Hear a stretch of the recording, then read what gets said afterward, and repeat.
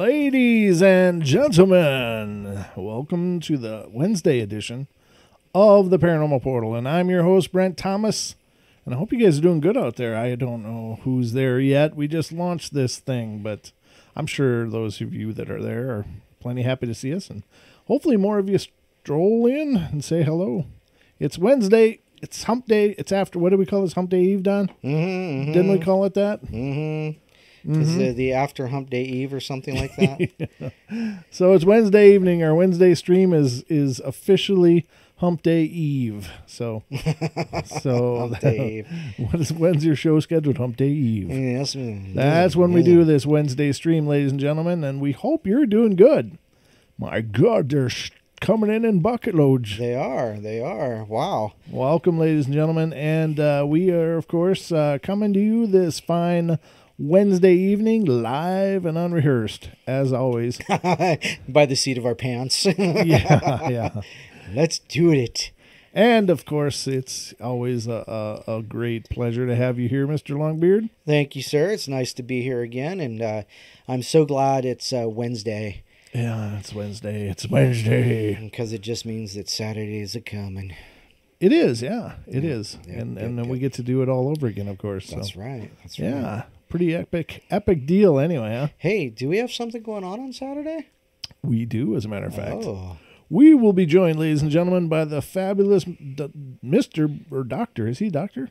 I think Brooks might be a doctor, but Brooks Agnew is going to be joining us. Just say the name. He's going to be joining us here on the portal on Saturday evening, ladies and gentlemen, where we'll have a great opportunity to dive into his world a little bit and with a touch of the paranormal. A very accomplished, he's a fellow TFR host with his X2 radio. And he's also an inventor. He's invented like a electric truck, like a semi-truck kind of thing. Wow. The guy is just, he's like brains on steroids. And he's an accomplished author. He's a Amazon best-selling author. Or I think that's what you call him, right? Yeah. Yeah, he's reached peak status as far as being an Amazon author. And he has a new book out.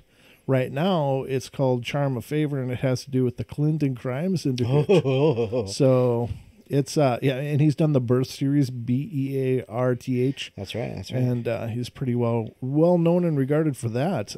So he'll be on the show on Saturday to flex his muscles on the portal, his mental muscles. Yeah, he's got them too. Yeah, well, hopefully he can bring enough for the rest of us. I know. Here, pass that stuff around. Yeah. Where's that secret sauce at? Yeah, exactly. So, yeah, it's a good time. But, ladies and gentlemen, just a special thank you again to Mr. Duncan Campbell, who appeared on last Saturday's stream. Awesome show. Very good, very informative, very eye-opening, and incredible. And then, of course, on Friday's show, we were joined by Philip Torres, the Obake hunter, who talked to us about haunted Hawaii and his work as a paranormal researcher and owner of a haunted doll. So very cool shows, very good weekend. It was a lot of fun, and it's tough to follow. I mean, what do you do? Yeah, it was a hell of a weekend. I'm sorry, but it was. It really was. It was really amazing, and some great conversation, great insights on both nights, and I just think it's been really cool. And of course, I believe that these relationships that we're forming and growing into while doing the portal have just been phenomenal. I mean, just the caliber of people that we're meeting and the passion in them and their desire to talk about such amazing phenomena. Yep, absolutely. So it's just been incredible, and it's humbling, really. I mean, they want to talk to us. So they want to be strange. Here. Ooh. How weird is that? I know, right? I didn't have so many friends in high school. Yeah, well, there you have it. Yeah, I was always kind of a recluse as well. I mean, I don't know. I just didn't like the games in high school. I guess for me it was what it was. I think that's most of it, actually. Yeah, it stands to reason. But we are burning the Wednesday oil with you, ladies and gentlemen. And, of course, on Wednesdays we can come at you a little bit earlier, which is nice because we set our own schedule on Wednesdays. And so we'll see how far we can go, but it'll generally be about a 2-hour stream or 2-ish hours. I don't know. Sometimes we go a little over, but depends on the flow. But hopefully we entertain you nonetheless, even though it's just Don and I. Hopefully we can keep you entertained. But that's kind of a scary thought, isn't it? Don's going to get up and shadow dance. Who is the man behind the screen? Yes, indeed. So you got that to look forward to, ladies and gentlemen. Oh, boy. If I can talk him into it later. No, I doubt it. It could happen. You never know, Don. You might slip a roofie in your drink. Oh, jeez. Okay. I'm keeping my drink right here, baby. It's like, no. My drink. Don't touch it. Why does my water taste like chemicals? I don't understand. It's like ghost turds or something. Oh, don't give that away yet. Don't give that away. I didn't say anything. Yes, you did. But ladies and gentlemen, I gotta pull this up because this is about the funniest damn picture I've seen in forever, and I can't take credit for this because actually a dear friend of mine, Danielle, has helps me and posts content on the portal. Hilarious. And I saw that for the first time. I've been just using headphones and just in recording land for the last several days, but I came on and saw this. And just about pooped myself. I was laughing so hard. It was just like, oh my God. So let me get this queued up and you guys can see what you think. But I think it's about the funniest damn thing I've seen in pretty much years, or at least as long as I can remember. So I'm pulling it up here. Is that not hilarious? That is hilarious. It's just epic. Okay, so I'm getting it queued up here, ladies and gentlemen. You too can see what I just about busted my gut on here. So let me pull it up so you can see. Look at that. That's so funny. Friggin' awesome. This is marketing level genius. This is like the smartest damn thing ever. I mean, look at, and now this is the funny thing. It's like, finally, proof ghosts exist on the top. It's ghost turds, ladies and gentlemen. And now this is the brilliant part. So he has a piece of cardboard. He's got a little bag, and he finally found something to do with these damn peanuts that get packed in with everything from Amazon.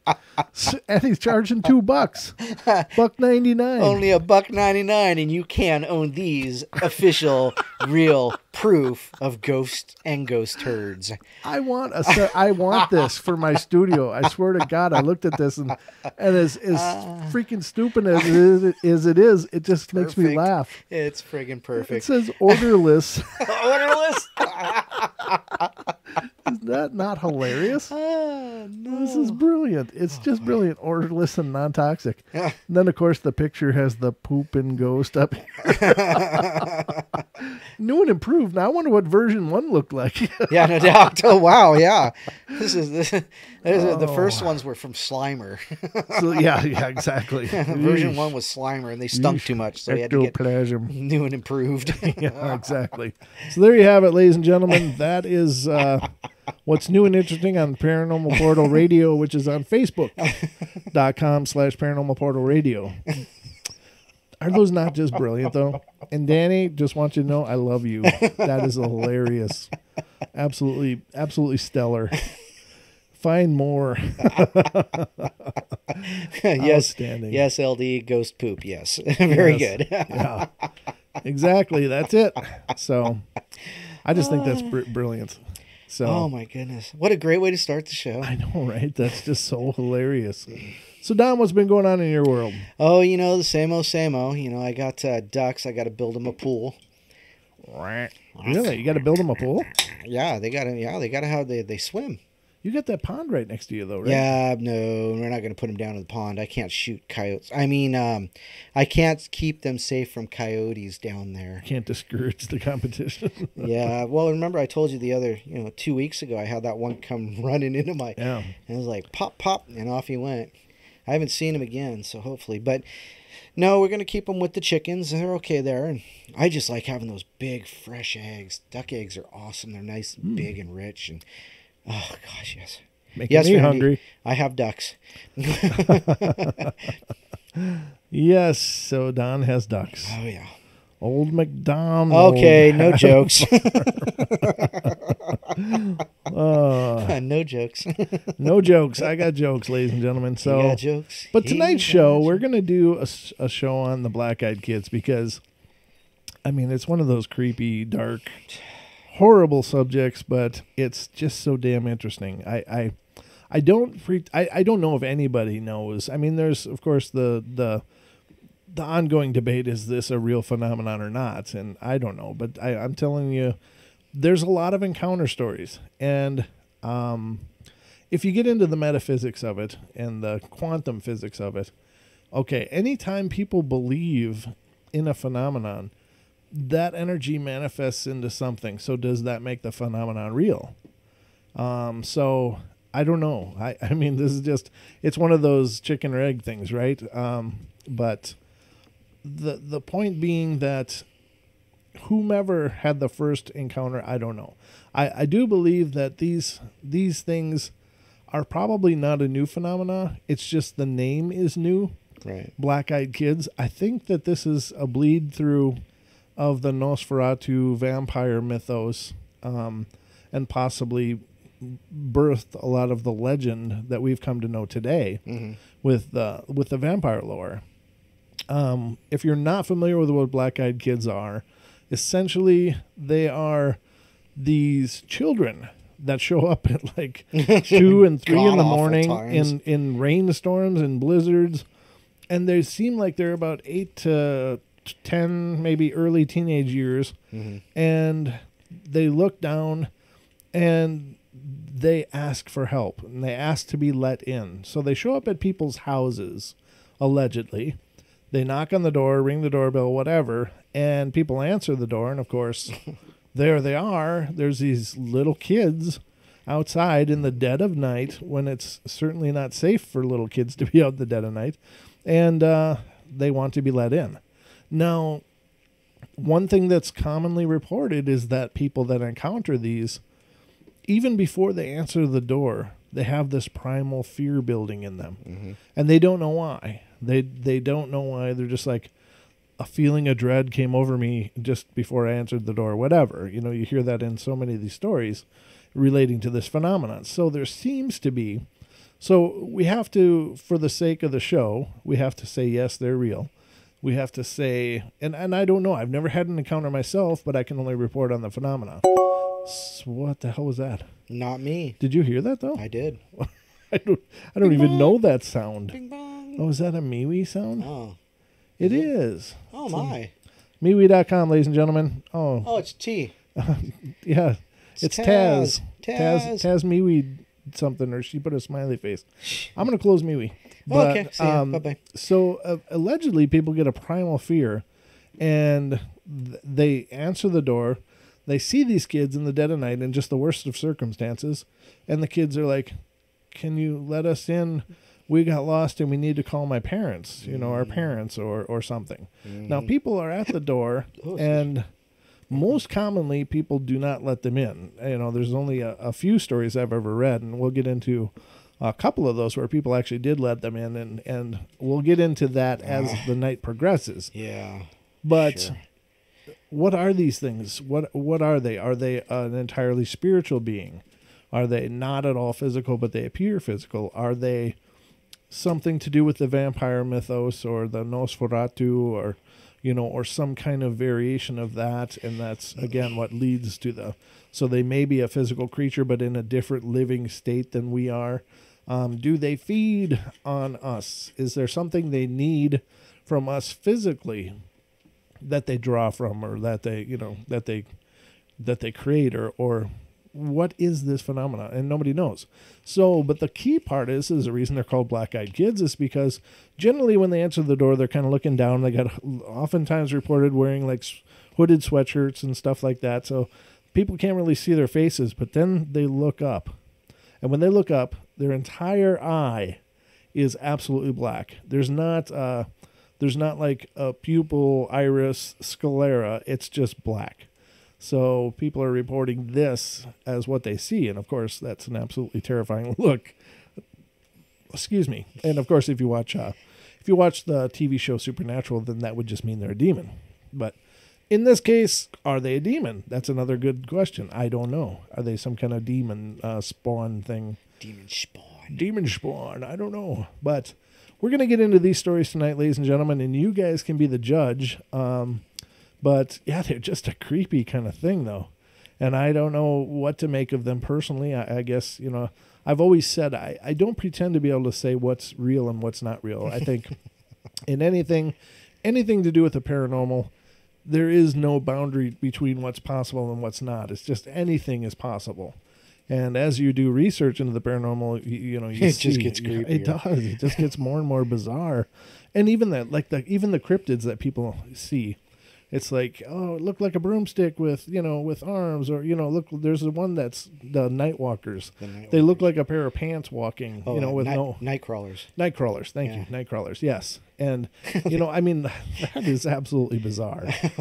I don't know what to think. It looks like a marionette to me, or some kind of puppet, but you know, whatever the case, I don't know. But the claims just get bizarre and bizarre and bizarre. But we live in a multiverse, and so we don't have any clue of what's truly impossible, because anything is possible, you know. So let's get into these stories, and you guys can be the judge. You guys can tell me what you think. But again, it's Wednesday night, so please don't try to call in, because you'll get friend Zach. You'll get Zach, who is doing his show on TFR Live right now, and will know absolutely nothing about black-eyed kids. He may know of them, but he's certainly not going to want to discuss them on his show. So his show is called Gematria, and it's a very cool show, and it's absolutely interesting as hell. But you know what I'm saying? People, wow. What's that? Oh, Randy Dawn. Yeah. She says, what if BEK are sent to lure people into situations? What if they're the pre-shadow people stuff? Ooh, that's good. Good question. That's a great observation. It's totally possible. And yeah, I mean, that's the thing. It's just any of it is possible, plausible. It is the paranormal. Could be. That's all we can say. Could be. And you know, I'd love to know all these things. I really would, because it just has me curious as hell. But all we can do is just keep reading and exploring the world and see what we find. All right, so let me see. Oh, this page is being a real problem. Let me close a few of these other tabs, just to keep it. I'm trying to get this down. It's just like locking up. Why the hell?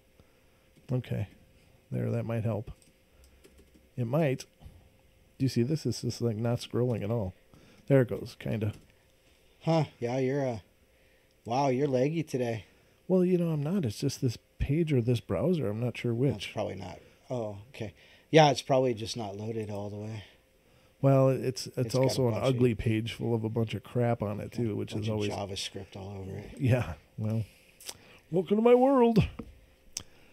All right. Let's see. Sorry, I'm just trying to bookmark and close other things, ladies and gentlemen, because my browser has other plans for me tonight other than being productive and read new stories. So, yeah, it's really... I wonder if I should just shut it down and relaunch it. There it goes, kind of. I think it's Chrome. It's just Chrome being a pain in my tail. You know, I've been having problems with mine, too, today. Have you? Yeah. Yeah, they're probably too busy censoring content. Yeah, censoring content. Oh, look, these guys are on. What did you got? Oh, get them out of there. I'm going to close Facebook, too. Uh-oh, bye-bye, Facebook. And I'm going to close this because, I don't know. I'm sorry, ladies and gentlemen. I was ready, but I didn't count on my browser becoming problematic. It's still. I'm gonna just shut down the browser. Don, talk for a sec. Talk for a sec. Hey, okay, let's see here. A Girl in the Night. Let's see what this is about. I'm gonna go to Beard Vision here. Oh, okay, here we go. Yeah. I went to bed fairly early and ended up waking around 4 a.m. Got dressed and left the house at 5:45 a.m. It was still dark out, and I checked the weather just before I left the house. It was chilly, 50 degrees Fahrenheit. And there was a fog warning with low visibility. To my surprise, when I walked out the front door, I was met with a breathtakingly clear pre-dawn sky. I live near downtown of a mid-sized city, but I could see the stars that I hadn't noticed since moving out to the suburbs.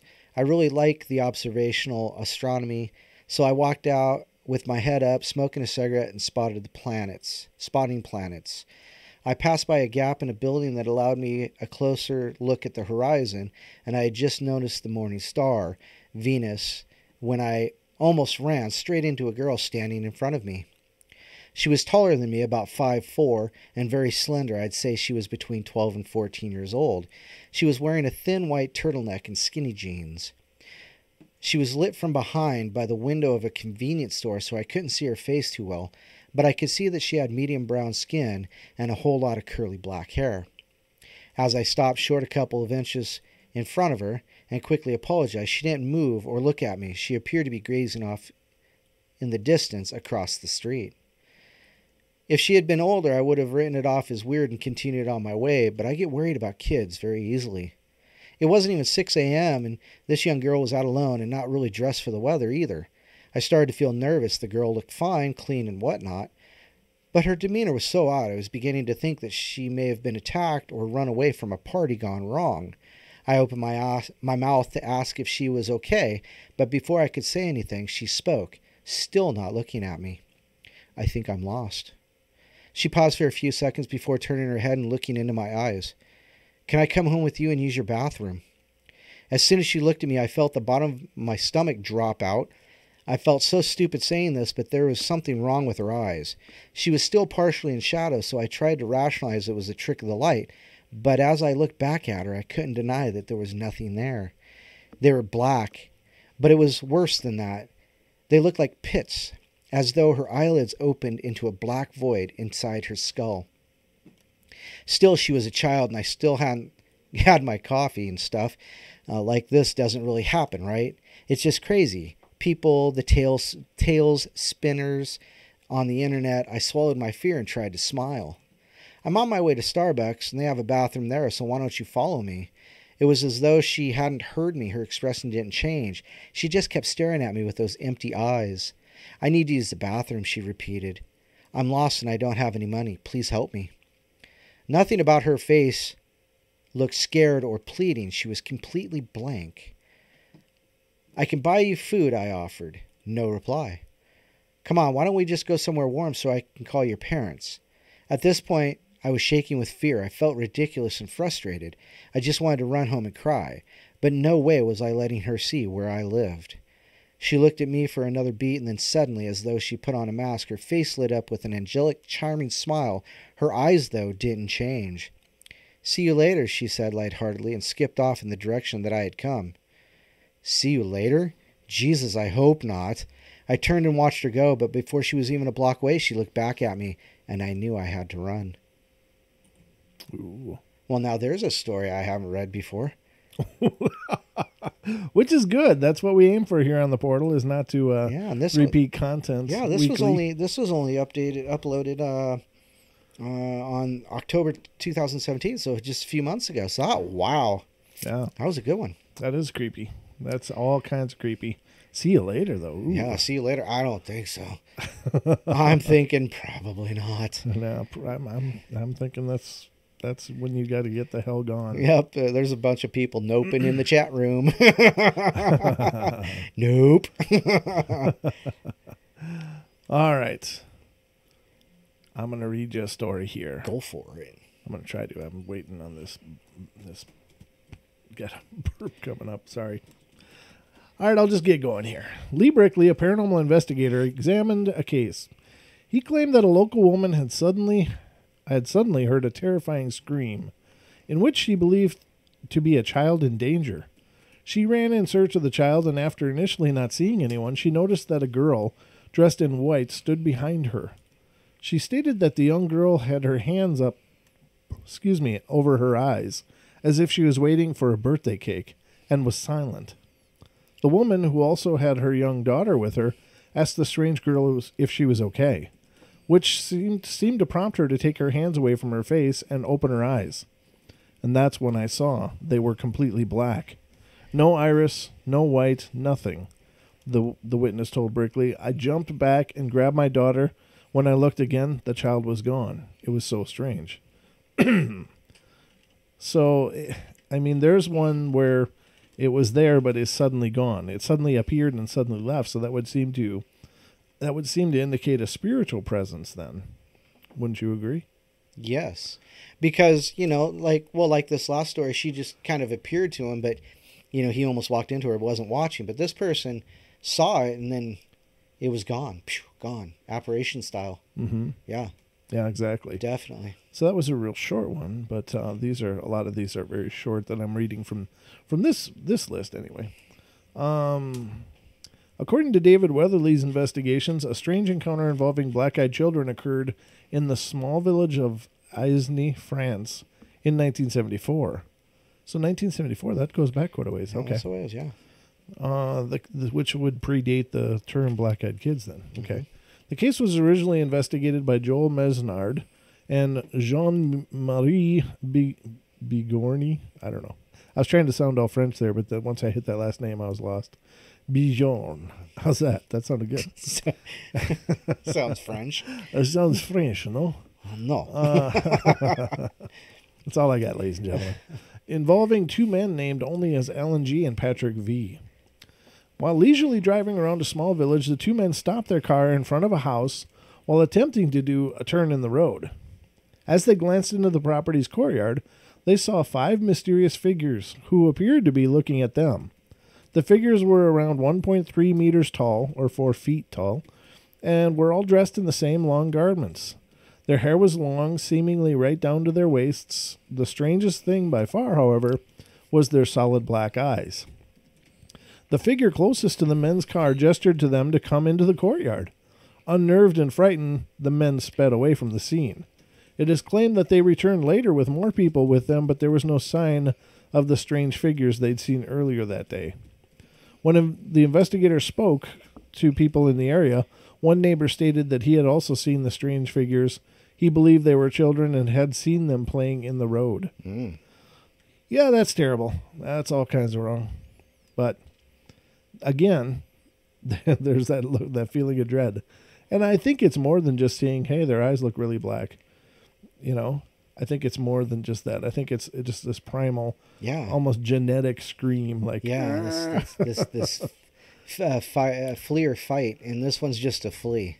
Yeah. It's like, get the hell. I've never, ever heard it called flee or fight. Fight or flight. Fight or flight. Yeah, that's what I've heard. But yeah, so okay, I thought there was a new version. No, it's Mandela effect. That's what it is. Don Mandela all over the place. I gotta ask this. Is Mandela effect just simply because people start saying things differently than we used to? No.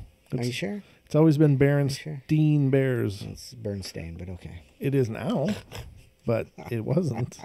It wasn't for me. You still have ghost turds on your screen. I know. Those ghost turds are killing me. It's hard to do a whole show without just laughing.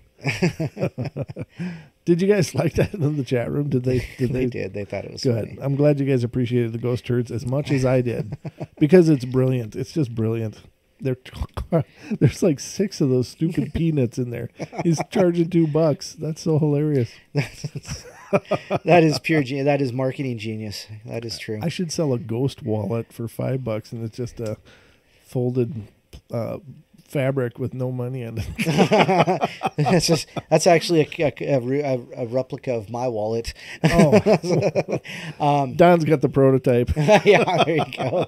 If it's empty, it's mine. Okay. All right. Next comes an unnamed U.S. Marine said that in November 2009 he had a strange encounter with black-eyed children near the barracks where he lived. The anonymous witness stated that he was alone in his room one evening watching a movie when a knock came at his door. Expecting it to be his roommate who had forgotten his key, the Marine opened it without hesitation. When he did, though, he was presented with the sight of 2 small children standing outside. As soon as he saw them, the man stated that he was filled with dread and had an impulse to slam the door shut as fast as he could. That was before he realized that both children had jet black eyes. So there again, the foreboding came before his visual understanding of what he was looking at. So, despite his fear, the Marine asked the children what they wanted, to which they responded, all the while staring straight at him, that it was cold outside and they wanted to come inside and read. Wow. The Marine suddenly realized that no one else was within sight, and as the children took a step towards the room, he gave he gave in to the impulse which was racing through him and shut the door quickly. The knocking continued for several minutes, in addition to rattling from his window before the noises stopped, and the children appeared to be gone. The Marine made some idle inquiries the following morning, but few people who had been on site during the strange encounter stated that they hadn't seen or heard anything strange. So it's very selective, it seems. And I wonder if, I don't know. It's just why only him? Why wouldn't they go door to door to door then? Right. Okay, well, that guy didn't let us in. And I'm sorry. I wonder if they're attracted to certain types of people or certain, things about that person. Is it a resonance thing? Yeah, that's a good question. Are they cueing into something more spiritual than whatever physical shape and whatever people have? So are they cueing in on some other unseen factor? It's like sharks and blood in the water. Right, yeah. So what about that person made him pray? And, many times, ladies and gentlemen, I've talked about children spirits and how I don't really believe there are children spirits. And I know many people disagree with me, and that's fine, and I get it, because you hear so many stories about children spirits and interactions with them. But when you look at us as adults, if something were going to prey upon adults, on grown people, the one thing that anything preying on us would want us to do is to drop our guard. And the one way to make an adult drop their guard quickest is to appear as a child. Because any normal person is, normal as far as psychology, normal as far as intelligence, psychology, and whatever. But any normal person is going to see a child and go, I want to help you. I want to help you. It hurts. It hurts us to see children suffering. And so we have this desire to automatically open ourselves to do this. And that's why I believe people experience these ghost children, is because the first way to open yourself to an attachment or possession or some kind of other nefarious connection is to open yourself to them. Mm-hmm. And when you see a child, of course, it's like, oh my God, this poor child's all alone. It's died. It's all alone. I've got to help. I want to take care of it, And so therefore the attachment comes so quickly and easily after that. Right. But, and I can't claim to know this for sure, but I just think in most cases, I believe that there is no children spirits, right. But there may be several circumstances where it makes sense, and I could be completely wrong, but I think for sure more times than not, whenever I've heard of children ghosts stories, it's always followed up with, it was no child at all. That's like the next part of the story. Right. And it's always like, oh, and then things got bad. Then I got scratched, and then the furniture is moving, and it just goes downhill from there. I got a ghost infection. Yeah, I got a rash now. I never had before. Does this look bad to you? Yeah, exactly. Does this look infected? I'm just kidding. Should I scratch it? But yeah, I wonder if it's because like you said, we're programmed to help a child, and it opens up that emotion. Is that and when you have the emotion of, oh my God, a child who needs help, you have that sympathy going on, right. And you want to cuddle and console and that kind of thing. Right. Well, people other than me, but still, mm-hmm. Is it the emotional connection that they hit first, or, mm-hmm. Right. Well, in the case of these black-eyed kids, though, there's some overriding factor where people are feeling this dread before they get right, before they even really get to the part of thinking through what's going on. Now, Pixie says, what about children who have past life memories? Well, this isn't to negate any mm-hmm. possibility of reincarnation. I believe wholeheartedly in reincarnation. And I think that that's just a natural cycle of us growing and developing into whatever it is we're supposed to become while through this plane of existence.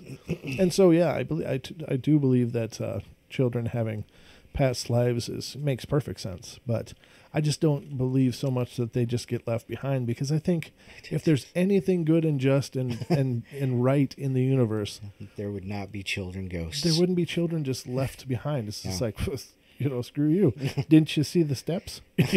So Yeah. There they posted the intergalactic notice. I mean, my minion can walk over toys for 3 hours when I ask him to pick stuff up and not see it. Yeah. So I don't know. I just think that there's someone bringing these children home when they pass. Like there's some angelic being. There's some, I don't know, caretaker or guardian or whatever you want to call it that goes, okay, your time's up. Come with us now. We're going to take care of you. So I just have a hard time believing if there's anything right, just, and good in the universe, that these children's spirits would just be, too bad. Sorry, it didn't work out. Have fun haunting that refrigerator. I just don't think that that's the way things work. But that's just me. I hear you, lady. I hear you. Yeah, absolutely. But so anyway, that's just my 2 cents. And again, I can't claim to be right. That's what feels right to me. And so I have to go with my instinct. You have to go with your gut on these things, ladies and gentlemen. That's all I'm saying. So, keep an eye on the chat if anybody else has other questions. Oh, yeah. On the way home one afternoon from Wake Tech Community College in Raleigh, North Carolina, 20-year-old Carrie Kistner took a detour and stopped at the Triangle Town Center Mall. After visiting the mall, she made her way back to her car in the parking lot. And as she did so, she noticed a strange, almost sick-looking boy talking with an older lady. The boy looked pale, with dark rings around his eyes, and he appeared to have a rigid and unnatural posture. The old lady appeared to be searching in her purse for something to give the young boy, whom Carrie estimated to be around 12 years old. Mm-hmm. Carrie suddenly became more acutely aware that there were very few people around, and the place seemed to take on an almost sinister feel. She quickened her pace to reach her vehicle, but as she passed the pair, the young boy locked eyes with her. Carrie couldn't help but stare back, and the boy's eyes were completely black, like gaping holes in his head. Again, that's just like you were saying. Yeah. From your story. She moved away as quickly as she could, while the boy suddenly turned and walked away from the scene, not waiting to receive whatever the old lady was searching in her purse for. Carrie stated that she had the strange impression that while she was staring at the child, he could read her mind and knew what she was thinking about him. Very wild, and that's the story. Wow. But again, are they able to read us like a book? Yeah. And what made her more attractive prey than the old lady? I don't know. Younger life force. Well, if you're going back to Nosferatu, if you want to say like psychic vampires, sure, that's so a possibility. A younger life force. Why go for somebody who's been alive for a while, and why not go for the younger stuff? I mean, sounds good to me. Yeah, I would agree. It's creepy as that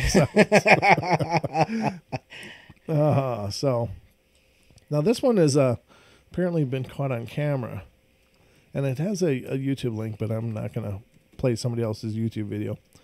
Although she was technically an adult when she was executed at age 21 in 1542, the childlike black-eyed alleged ghost of Catherine Howard is said to appear regularly at Hampton Court Palace. Recently, 45-year-old Trevor Tyre, Tyre, managed to snap a photograph of the dark-eyed specter kneeling in the gallery and seeming to peer over the railings. The story goes that after she was imprisoned at Hampton Court, Catherine momentarily escaped from her guards and took this route in a desperate search for King Henry VIII in order to beg for her life to be spared. Tyre, who is a coach driver, and decided to take some pictures of the impressive building while he waited for his group to return from their sightseeing, said that when he took the picture, he couldn't see the black-eyed apparition. Only when he returned home did he and a friend notice the strange girl staring down at them, dressed in what appeared to be a white gown. Whether it is indeed Catherine Howard or an unknown black-eyed child, several staff members at Hampton Court Palace have stated that the figure has been seen by many people over the years. Wow. And I would just say that that's more of a haunting. All right. I would agree, yeah. Yeah, I don't... Kind of like the lady in white, and yeah. The one thing, other than the first story where the guy or the woman, whatever, was out looking and she was a woman with her small child, hearing a child scream, went out looking for it, couldn't find anything, but then turned around, boom, the child was there, covering her eyes like she was waiting for a surprise. and then dropped her eyes to show the black eyes, Right. and then suddenly was just gone. Boom. So that sounded more like a spirit as well. But the other encounters don't sound so spiritual. It sounds like a physical being standing there. But could they be multidimensional? I don't know. It's hard to know. It is. It's just hard to know. Okay, here's one of the horror stories. Uh-oh. Woman lets black-eyed children into her home. Mm-hmm. In January 2016, a report appeared on the internet said to have come from an unnamed woman who had not only encountered black-eyed children, but made the mistake of allowing them into her home.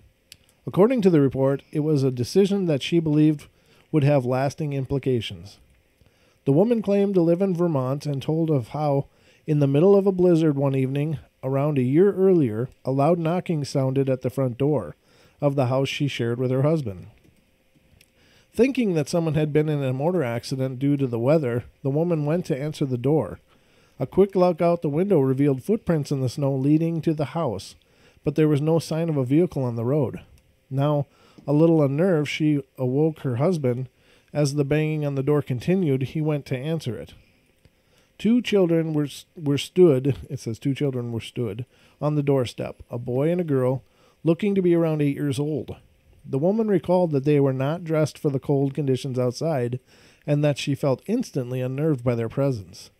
Despite her probable better judgment, she invited the two children inside. As she ushered the two children into the living room, she noticed how her cats appeared to be afraid of the visitors, with one in particular hissing at them as they passed. She offered to make the pair a cup of cocoa to warm them up, and recalled that whatever she asked of them, their reply was always the same: "Our parents will be here soon." Oh. She came into the room with the 2 cups of cocoa, and as they looked up at her to take the drinks, she noticed with horror that where their eyes should have been were 2 jet black balls like giant pupils. As she stared at them, they both suddenly asked if they could use the bathroom. She tried to remain calm and directed them to it. A moment later, her husband's nose began to bleed, Right. Mm-hmm. and then the power suddenly went out. As the woman attempted to make her way to get her husband a tissue, she noticed both children standing at the end of the hall, motionless and staring at her. They suddenly broke the silence and said, "Our parents are here," before opening the front door and making their way back out into the night. Even stranger, as she went to close the door, she saw the children getting into a black car as 2 tall men, both dressed in suits, stood next to it. They too entered the vehicle and drove away. In the months following, the woman's husband was diagnosed with an aggressive form of skin cancer, and although she didn't go into specifics, stated that she had suddenly began to suffer from regular nosebleeds and described herself as being in the worst condition of her life.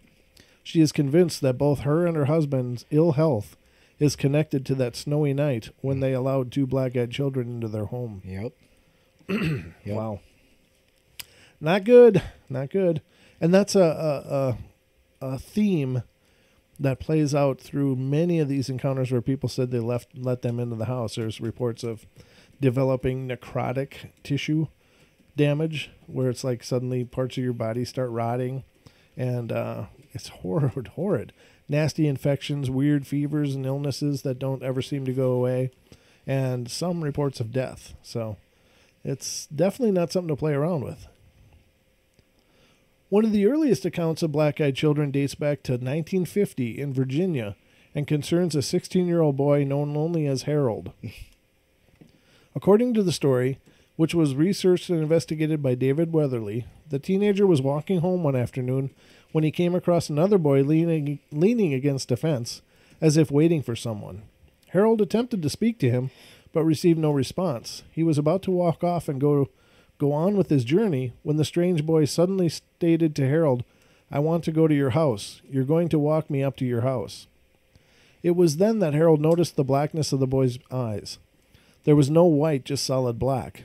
Then something even stranger and more chilling happened. Harold had begun to contemplate turning and running home as fast as he could when the boy blurted out, "Now, don't you run away from me. You're going to walk me right up to your house." Harold turned and ran anyway, faster than his legs had ever carried him before. He later revealed to his parents that As he did so, he heard a scream behind him, a scream that sounded very similar to that of a bobcat. Interestingly, his parents believed their son's account, so much so that his father was said to have grabbed his gun and immediately gone out looking for the menacing boy who had demanded his son take him to their family home. Yeah, crazy. His mother apparently thought her son had an encounter with the devil himself and stated that she would take him to see the local priest. Very strange. Now, I should mention that some of these reports also seem to have a level of compulsion to them. That when they make these claims, people are in absolute terror, but they notice that it's their bodies, like their hands are reaching for a doorknob as if to open them on their own, like not because they want to open the door. So it's like they almost lose control to a degree. Right. And maybe it depends on the person. So some people would be far more susceptible to that than others, but very, very creepy. Eesh. So let's see what the next one. This next one's a little bit longer, but I'm gonna get through this list and then you can take over for a bit, Don. Certainly. A strange tale of black-eyed children encountered was broadcast on Darkness Radio in September 2015 and was said to have taken place in a gas station in northeast Louisiana. The encounter took place in November 2012. The gas station was a lonely building just off the highway and was the only service station for miles around. It was around 3 a.m. and the attendant was going about his normal duties when the power suddenly went out, plunging him into darkness. Using his phone as a makeshift torch, the attendant made his way back to the backup gas generator and switched it on. The backup lighting came on, but only the parking lot and the hall to the register was lit up. The rest of the gas station remained enveloped in darkness. The area had experienced heavy winds that evening, so the attendant wasn't terribly uneasy, figuring that bad weather was probably to blame for the power outage. That was until he saw something moving at the edge of the darkness.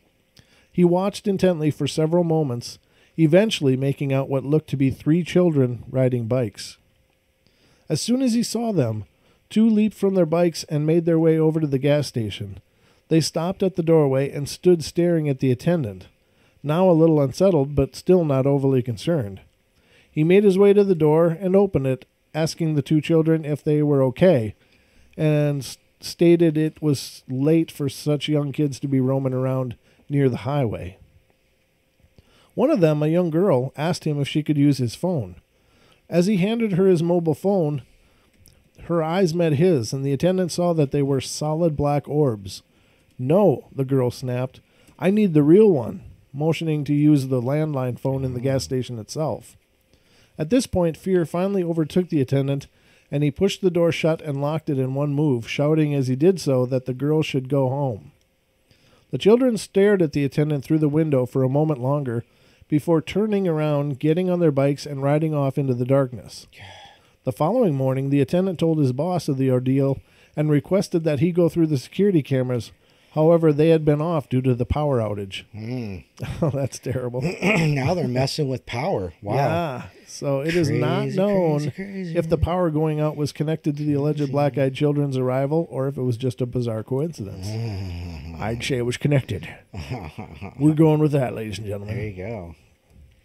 Wow. Very creepy, though. Yeah. So they didn't want the cell phone at all. They wanted the landline because that was inside. Yeah. Yep. So they can't seem to clear that threshold. They can't, without being invited in, they're stuck. And so I believe that that's where the legend comes from, the vampire tales about you have to invite me in. So. Wow. You know what I mean? Yeah, that compulsion, and they played on her emotions, about being kids, but she had that eerie feeling. Yep, exactly. So. Very strange. Yep. God, I'd end up having ghost poops in my pants.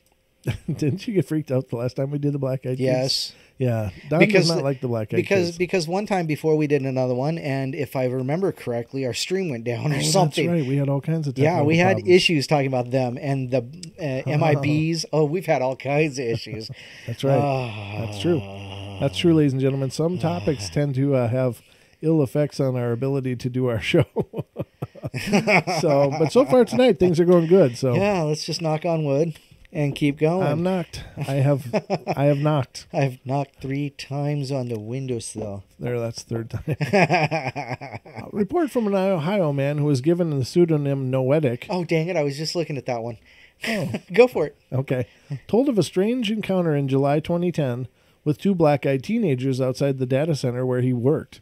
Noetic was taking a break during his night shift and was smoking a cigarette outside the building at around 5 a.m. when he noticed 2 teenage boys across the street from his building. He felt immediately unnerved as soon as he noticed them, perhaps because they appeared to be staring straight at him, but were otherwise motionless. He quickly finished his cigarette and went back inside the building and back to work. Around 10 minutes later, however, the intercom for the front door buzzed, and as Noetic turned to observe the monitors, he could see it was the 2 boys who had been staring at him earlier. He pressed the talk button and asked what they wanted, stating he was busy. Neither of the boys spoke, but one of them motioned to the camera for him to come outside. He pressed the talk button again, and they would have to leave, and went back to work.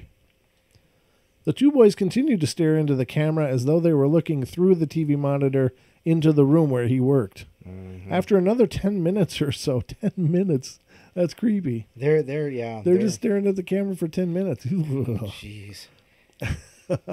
So after another 10 minutes or so, Noetic decided to go to the front door and ask the boys to leave and to let him get on with his job. Before he opened the door, however, he sneaked a look at the 2 boys through the one-way glass. They looked normal enough, apart from the fact that they had completely black eyes, and this made him feel even more on edge. But he decided to open the door anyway and tell the boys to leave, or he would have to call the police. As soon as he opened the door, one of the boys said to him, as if he had been reading his mind, "That will not be necessary, sir. We simply need to use your phone. Can you let us in?" Noetic declined, saying that nobody was allowed in, and the boys asked again to be invited into the building, and then stood there staring at the now distressed man. Noetic pulled out his mobile phone, repeating his threat to call the police, and pulled the door shut again. He went back to observe the pair from the safety of the monitor. One boy remained at the door and stared into the camera, while the other boy made his way to the back of the building and stared into the camera there. Nice. Oh, God, that's horrible. Noetic called the police, all the while watching his monitors. The boys made their way to a blind spot on the system's security cameras, but while Noetic waited for them to reappear on one of his monitors, they seemed to have simply vanished. By the time the police did arrive, at around 6 a.m., 3 hours, there was no sign of either of the 2 strange teenagers. And the last one on this list. One of Jim Still's daily pleasures was to step outside of his house and enjoy a cigar in the open air of the early evening. At some point during his nightly smokes, Stills began to notice a strange young boy walking along the street awkwardly. He saw the boy night after night, and for reasons he couldn't explain, he felt more and more uneasy with each passing evening, so much so that he gave up his nightly pleasure and stayed indoors instead. He kept watch from the safety of his home on the young boy, who continued to appear each night, roaming the street with a stiff walk, sometimes remaining outside until the early hours of the morning. Time passed, and Still's interest in the boy declined, until he eventually forgot about the strange sightings altogether. That changed one evening when he stepped outside of his front door to have a cigarette and stopped dead as he saw the boy standing directly in front of him. He stared at him with eyes that were completely black and lacked any type of emotion. The boy asked Stills in a matter-of-fact tone to let him inside of his home. The demand prompted Stills to rush back inside his house and slam the door on the terrifying child. He began to keep a nightly watch again for the strange boy, and although he didn't see him again, he apparently never again dared to venture out from his home after dark. That could be a reality check right there. That could definitely do it. Lady Death says, "Hell nah." Hell nah to the nah. To the nah. To the nah, yeah. Yeah, that's all kinds of broken. That's just twisted. Yeah. And I don't know, again, it's such a strange phenomenon, and it's so the accounts of it are so brief and isolated. Right. So there's these little windows of something happening and then nothing. And the different people, there doesn't seem to be any rhyme or reason to it, but Allegedly, there is. So I'm going to hand you the floor for a little bit. Are you going to pass the mic? I'm passing the mic, brother. Pass the mic. All right, we're going to Beard Vision. Uh-oh. All right, I guess I got to read a story now, huh? Well, let's see here. We're a couple. Oh, okay, fine, be that way. Okay, let's see here.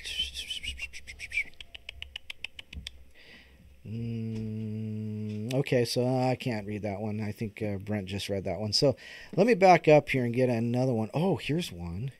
I wonder if this is a good one. Pixie will like this one. This one's called Black-Eyed Kids in Ohio. Oh, dang it. That was the Notic story he just read. So there, Pixie, that the kids that stared in the security cameras was in Ohio. So there you go. So stay inside. Let's see here. Another one. Oh, that's kind of a scary picture there. Okay. There are beings or people among those whose sclera, pupils, and irises are completely black.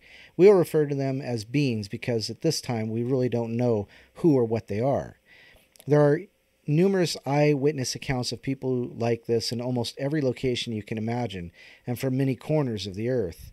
Below are some common characteristics of black-eyed beings discovered from examining eyewitness testimony. Most are boys, and most are reported to be in their early to mid-teens, dressed normally and unremarkably, except for their adult speech and black eyes. They always ask to get into cars, into houses, into wherever you are, and they often get increasingly insistent, demanding when it seems that they are going to be denied entry. Apparently, there are certain laws these beings must follow, such as being invited in. Now, that's where Brent and I go with the idea that they might be connected with vampires, because vampires traditionally need to be invited past the threshold of the house. They have to actually be asked to come in or invited in. It says, what's interesting is that this law requiring permission is known to apply to the supernatural evil, such as demons or vampires. There you go. If laws ruling supernatural interference did not exist, then all of humankind would be in utter chaos and terror, and society could never develop to the level of what it is today. Sometimes the adult or child dresses in attire to fit in to the local population, but odd variations can cause the black-eyed person to stand out. Eyewitness accounts have stated that the clothing is either overly neat, as though they are from a bygone era, or have strange color combinations. Black-eyed beings may dress in black or dark clothes. When black-eyed kids approach adults, they do not act shy like normal children. Instead, they're often quite forceful about what they want from the adult and may try to intimidate or persuade. They may be verbally forceful in demanding entry into a home or a vehicle on a public street, but apparently they do not become physical. I think they mean physically in an altercation kind of way. Evil is a common characteristic that eyewitnesses often sense from both black-eyed children and adult beings. However, this feeling is not experienced by every eyewitness. In public places such as restaurants, airport gates, waiting areas, often people will not sit anywhere near them, especially after making eye contact, you think. It's possible that some or all of these beings do not have a home and are roaming the earth endlessly. One eyewitness who was alone with a man in an elevator late at night asked him where he was going. The curt response was, nowhere. In an elevator with someone with the black eyes. Yeah, I think we've read a story like that once. These beings have been reported by people worldwide, and they are not known to originate from any particular location on Earth. One eyewitness was in an elevator with a black-eyed being. The following day, he checked the security camera videotape, but it did not record the presence of the black-eyed being on the elevator. Only the eyewitness was seen alone on the videotape. Weird. Solid form, unlike ghosts or other disembodied. That's kind of weird, though, because if you don't see him on the videotape, because him staring, the story you just read about them staring into the camera, Yeah. Now, it didn't go back and they didn't say anything about them not being on the video camera, but they saw them clear as day through the live feed. So that's weird. Yeah, it is. Solid form, unlike ghosts or other disembodied entities, eyewitness accounts have not spoken of transparency. These black-eyed beings appear to be solid and can speak verbally, although this does not negate the supernatural origin.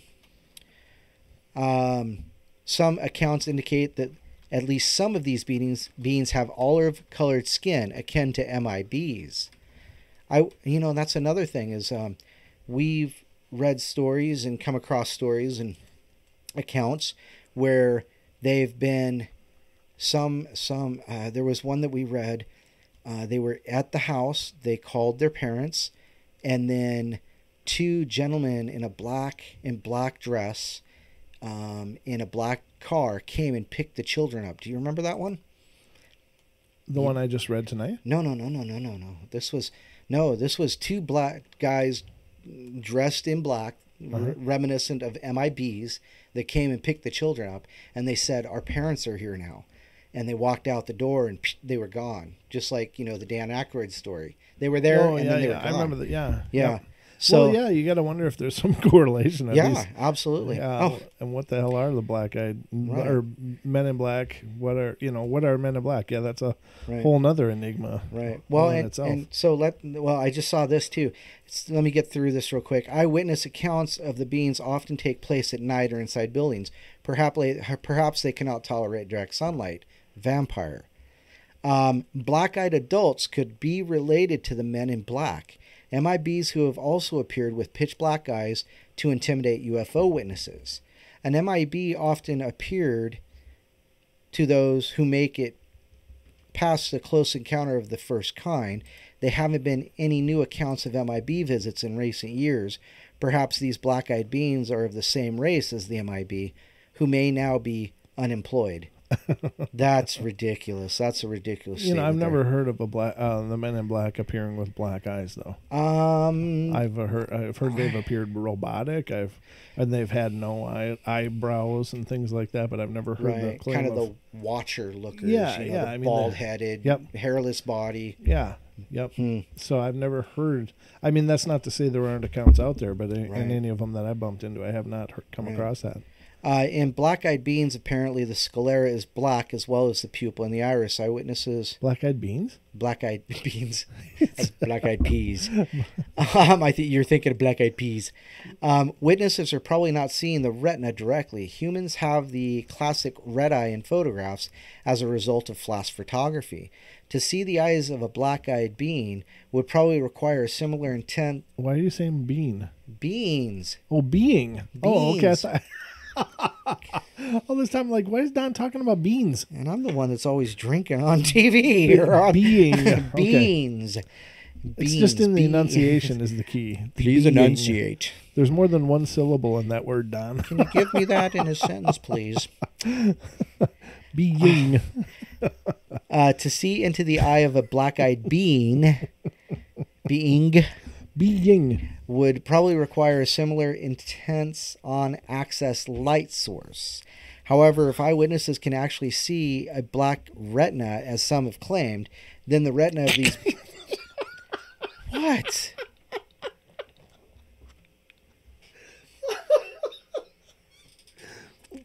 I'm going to fire him. What are you laughing about now? I just got this beans going through my...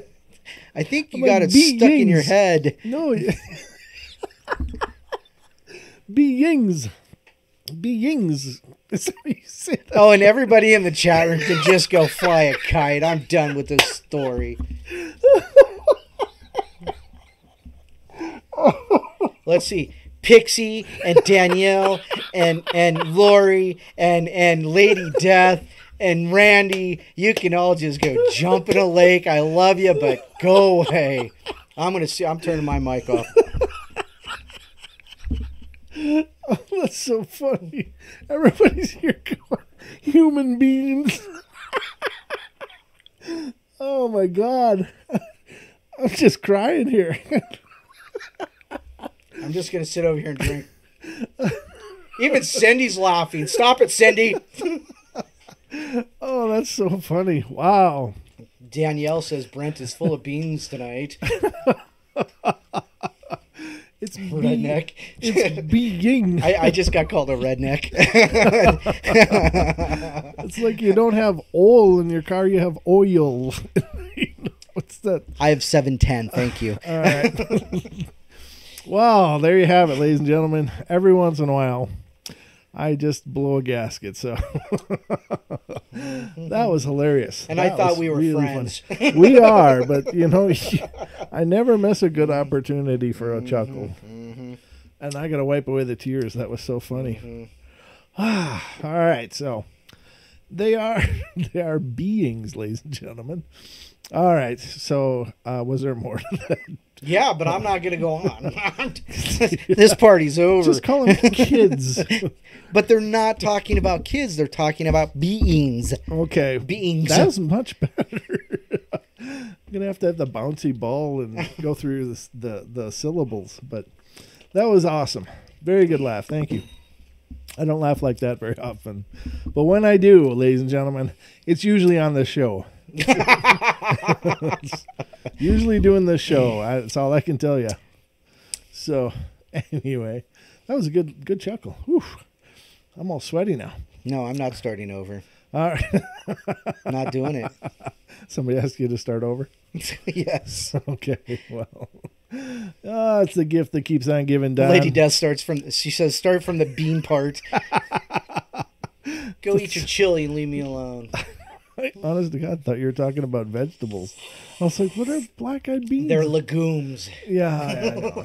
All right. Okay. So, black-eyed bean soup. Yeah. So. Wow, this one really went down the toilet quick. It did. And you're the one. You know what? You're always complaining about talking about recipes, and then you bring that up. The only thing was I honest to God was like, what does he mean beans? I was just scratching my head, and then it occurred to me you were saying beings. I can't hear you. All right. So anyway, ladies and gentlemen, here we go. I got another one here. All right. I let the black-eyed children inside my house. Let me start by saying I know how hard this will all be to believe, but now that things have taken a turn for the worse, I start looking for stories similar to mine and found Week in Weird. And that's where I'm getting this story from, ladies and gentlemen. Week in Weird is a cool publication, by the way. Great for paranormal updates and seeing what's going on in the world of paranormal. But anyway, check it out. I feel like I should share this story with someone, and your website seems like the right place. I made the mistake of letting the black-eyed kids inside, and now I'm worried that I might die because of it.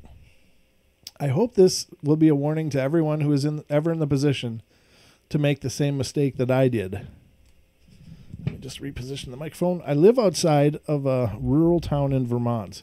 It's a tight-knit community where everyone knows one another and people don't lock their doors at night. There's never been any need to. A little over a year ago, I woke up because I heard a loud banging on my front door. At the time, my husband, I think, and I, but it says my husband and I, lived in a small home on a dirt road just off the rural route into town. Excuse me. It was the middle of a snowstorm, and nearby hills get very slippery in the snow, so I thought that someone might have been in an accident and broken down. It's happened before. When I looked out the window, I could see that the motion light spotlight was on. I could see there were footprints in the snow that had come up our road and into our driveway, but there was no car anywhere. The snow was still covering the road, and no one had driven on it for at least a couple hours. Our front door was obscured from the window, but I could see that someone was standing there. I just wasn't sure what to think, so I woke my husband up just to feel safer. While I was telling him what was going on, the banging on the door started again, and now my husband went to answer it while I stood in the hallway. When he opened the door, there were two children standing in the snow looking toward the ground. They were a boy and a girl that could not have been more than 8 years old. They were dressed strangely and had odd haircuts. The girl's hair was very long and straight, and the boy had a dated haircut that looked almost like a bowl cut. They weren't dressed for winter, and my first thought was that they must have been Mennonite children, but as far as I knew, there was never a large community of Mennonites near us. Thinking back on it, I know that my normal reaction to seeing children in a snowstorm would have been to rush them inside and bundle them up with some blankets and hot cocoa, but that's not how this felt. The children were very unnerving, and they would not make eye contact, and when my husband asked them if everything was okay, they asked if they could come in. My husband looked at me like, what do I do? And I asked the kids where their parents were. They'll be here soon, is all they said. It was around 2 o'clock in the morning at this point, so the only reasonable thought in my head was that there must have been an accident or so these kids got lost. As much as my instincts told me not to bring them inside, I did it anyway. Now, this sounds like the same story that I read before, but it's written from a first-person narrative, I don't know, differently than the last one. I'm going to just reread it anyway, ladies and gentlemen. I'm sorry if this is a repeat, but it's a different site completely. I went into the kitchen to make them some hot cocoa, because that's what everybody does in the cold, I think, when you're dealing with kids, right? While my husband took them into the living room. While I was fixing the kettle, I could hear my husband talking to the kids. He was asking if they were okay, where they came from, how far they walked, if their parents' car was broken down, things like that. But they always answered, our parents will be here soon. See, the same response. They spoke in a sing-song voice. They weren't afraid to be in a stranger's home at all. I started to notice that our cats, this has got to be the same story. Yeah, I think it is. I mean, it's rewritten for this. He's talking about husband's nosebleeds. I'm sorry, ladies and gentlemen, it's the same story I already read. But, I don't know.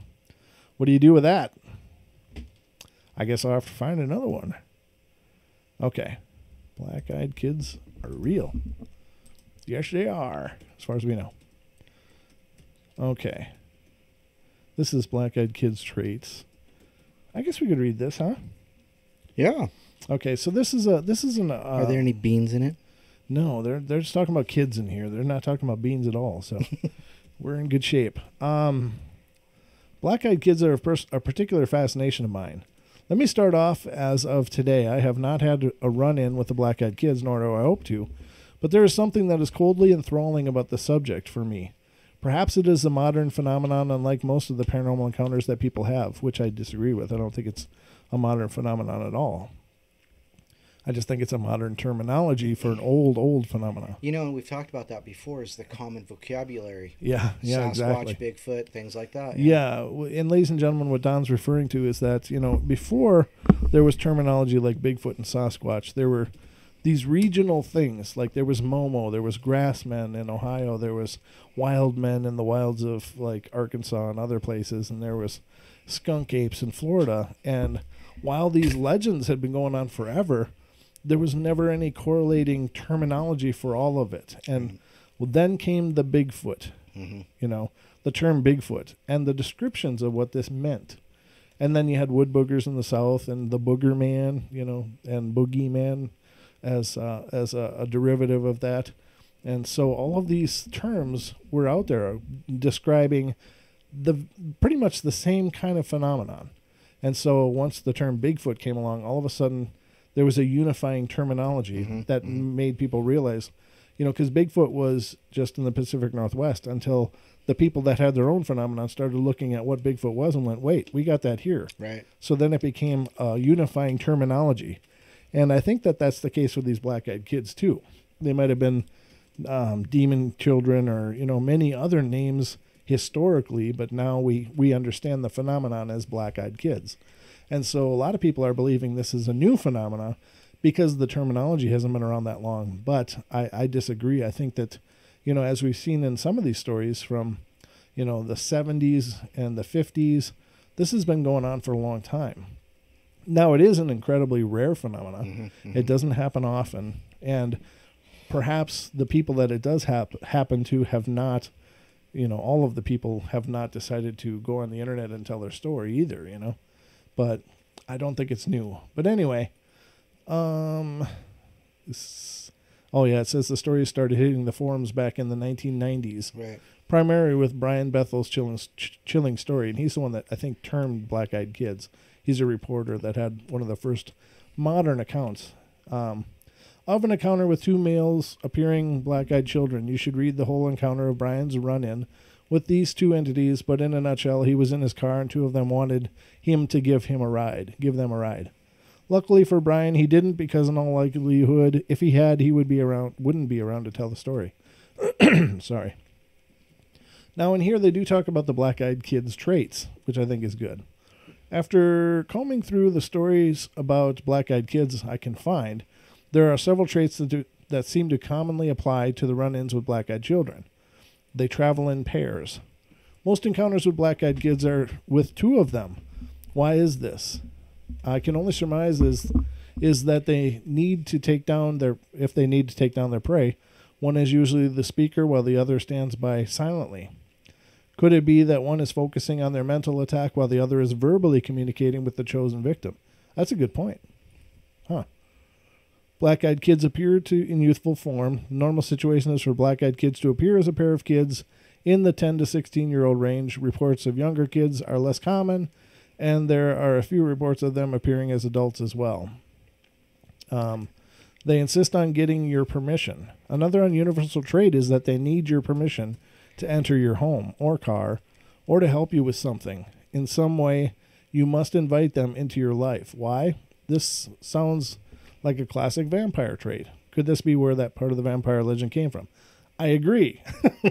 I thought that was my own thought, but apparently other people have come to that conclusion too. Every story so far has come from people that have refused.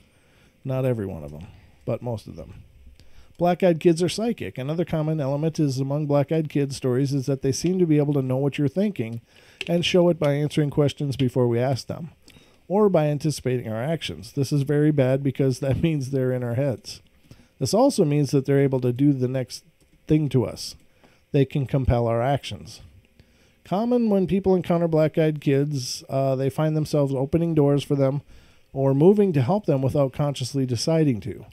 All indications are that the black-eyed children can compel our physical actions to help them achieve their goals. Their eyes are completely black. Duh. Okay, I'm just going to skip that one. Their clothing is unusual and drab. Another common element is that the clothes look old-fashioned or even handmade. This goes along with their strange manner of speaking, showing that they don't seem to have a grasp on human mannerisms. This reminds me of the stories about men in black that appeared at Point Pleasant in the 50s and 60s. What are black-eyed kids? This is probably the biggest question out there right now. The origin of the black-eyed kids is completely unknown as to what species they really are. Considering that they can influence our mind, it is quite likely that they may not actually look like humans at all in their true forms. It's a good point. Could they be a shapeshifter of some kind, or at least they just give them an impression of a certain appearance? Current theories on black-eyed kids range from demons to aliens. Considering that all the reports are modern, I am leaning towards an unearthly alien origin. But if that is the case, why are they targeting humans like this? What do black-eyed kids want? No one has ever come away from an encounter with black-eyed kids with a happy, warm feeling. Once the person breaks free of their enthrallment, an intense feeling of dread or fear smashes into them. I can only liken this to what a deer must feel as if realizing a big cat is waiting to pounce on it. We are prey to them, and that is very, very clear by their presence and actions. Advice if you encounter black-eyed kids. This is good. Run. It says run. Just run. Lock your doors. Get away from them. Go. Just get out of here. Do not let them into your house, car, or mind. Knowing that they exist may, in and of itself, be enough to keep them from targeting you.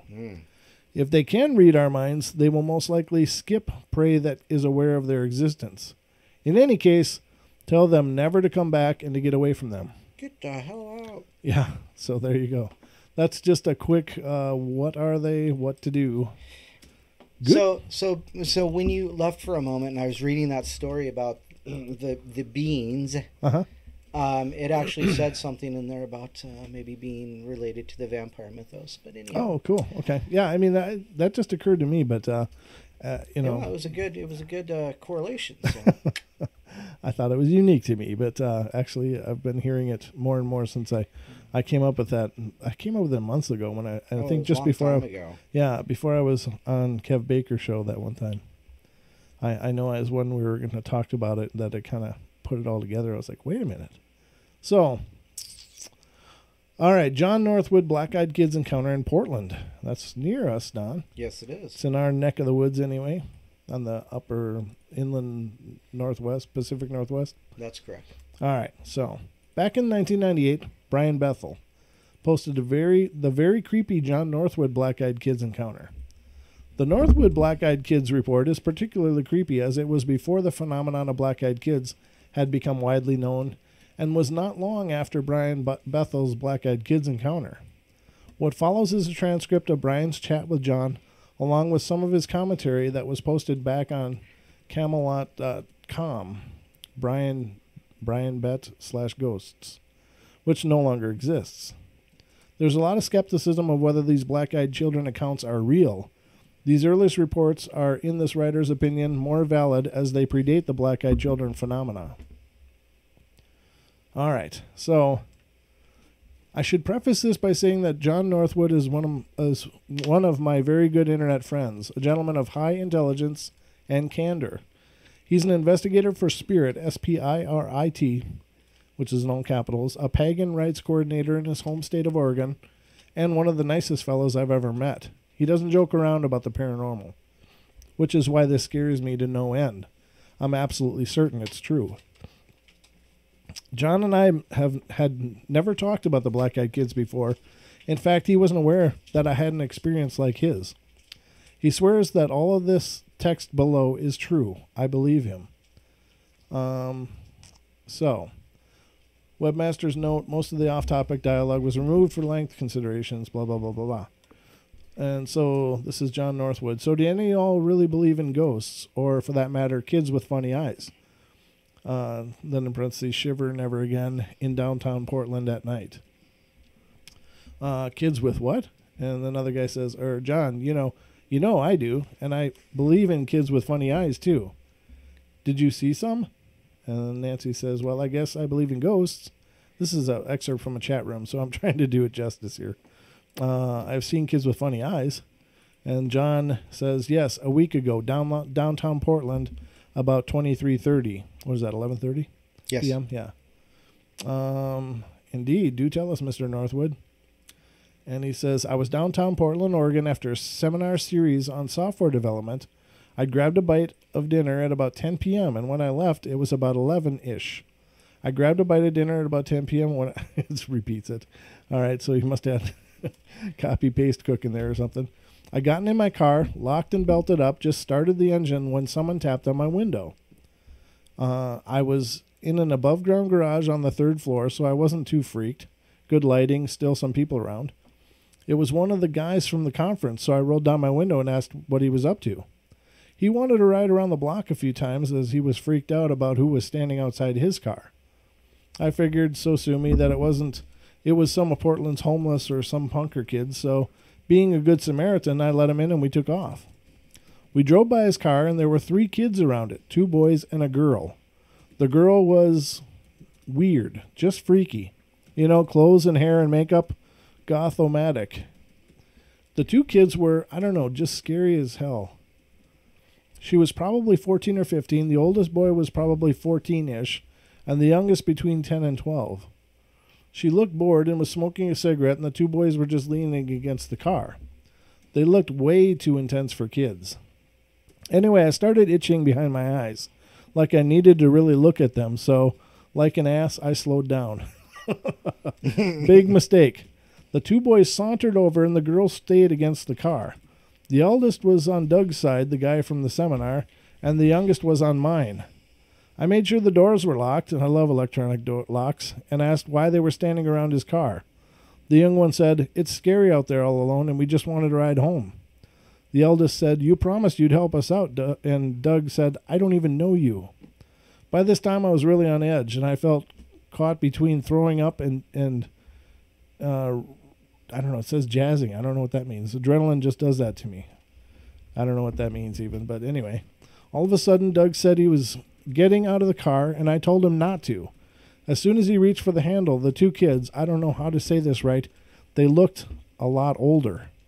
Their faces were somewhat drawn, and their eyes were just solid black. Edge to edge, no pupil, no iris, nothing. Just a liquid black pool. I just about wet myself, slapped the car into reverse, and burned rubber back about 60 feet away. They started running after the car, so I spun around on one of the support struts and we took off. I kid you not, I was convinced that if they got a hold of the car, I was going to die.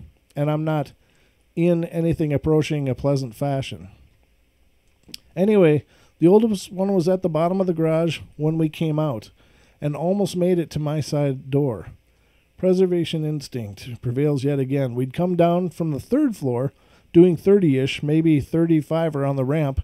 He'd beaten us down the stairs and onto the sidewalk. Anyway, we left him on the corner, and when I turned to look, nothing. He was gone. Doug just about passed out. All of a sudden, the feeling of menace left. We went back about 10 minutes later. Nobody was around his car. He got out, got into his car, and drove home. He said that he had met the young one earlier in the evening and said he'd take him home. He had given him a short ride in his car to the seminar and told him to wait. Apparently, though, the older brother scared him, so he felt that all bets were off. I was behind him about 45 feet when the feeling of menace hit again. At that moment, Doug misjudged going across an intersection on a yellow light and his car was hit by a truck. He was killed instantly. Wow.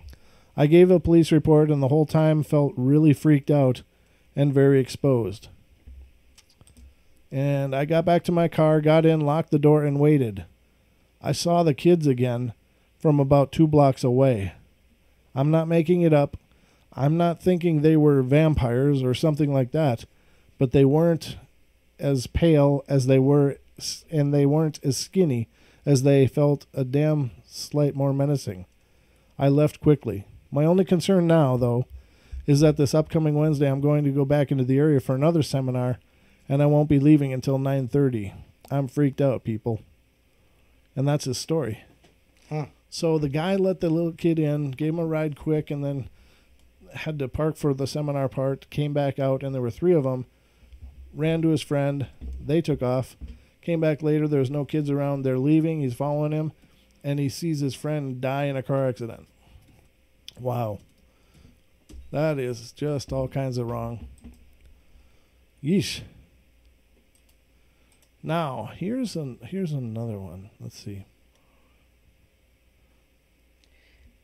That might be... I was wondering. I'm just going to read ahead a little bit. Sometimes these stories get a little spotty and end up bouncing all over the place as far as being repeats. As we saw in the other one, it was rewritten completely, right, but it was the same narrative as the other story completely. Yeah.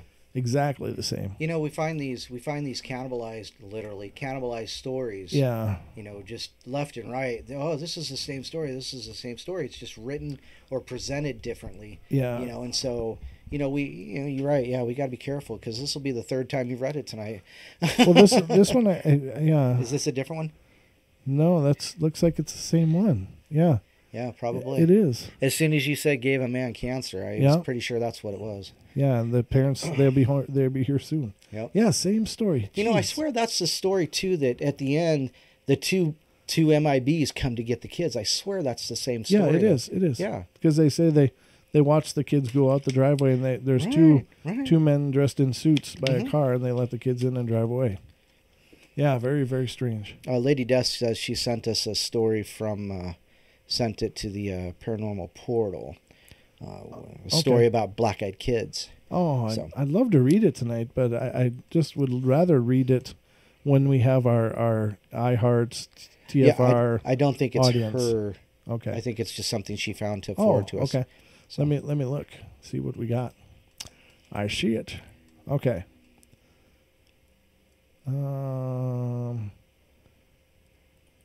Okay, so this is Brian Bethel's story. Is that right? Oh, is it? Yeah. On a spring or summer evening in 1996, Bethel was making his way to his internet service provider, Camelot Communications office on North 1st Street in Abilene, Texas, to pay off his bills. As he innocently scribbled on a check in the dimly lit area before the theaters intending to drop it in the office's drop slot. Little did he know that he was to be his most frightening night ever.